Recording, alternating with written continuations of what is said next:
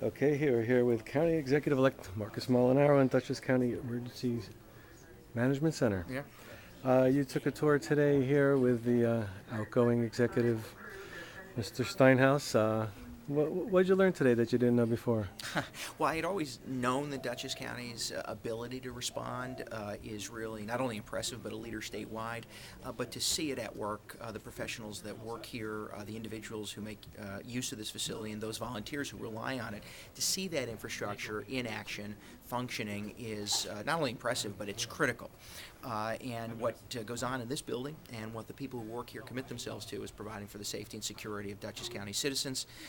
And ultimately and overall, it's just a phenomenal structure, a phenomenal network that's been established. And I think Dutchess County residents should be assured and confident in our capacity to respond.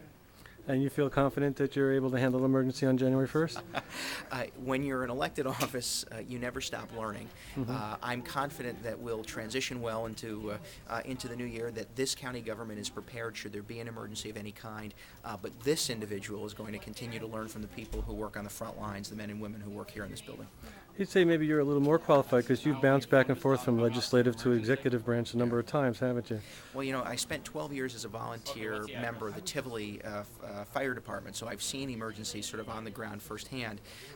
And having served in the county legislature, chaired of the budget committee for a number of years, and then ultimately the state legislature, I've had the capacity, the ability to kind of see this county government function from a number of levels. But the 12 years I served as mayor of the village of Tivoli, working hand in hand with county government to respond when there were emergencies, I think makes me prepared, but one is never entirely prepared. And I think the goal here is to continue to listen, continue to learn, and ultimately ensure that Dutchess County taxpayers have a government that's going to respond effectively to whatever the crisis. Is this the final part of your transition in passing the torch? Or is there more to do? The county executive and I have identified a series of meetings between now and the new year that I think will enable us to continue this seamless transition.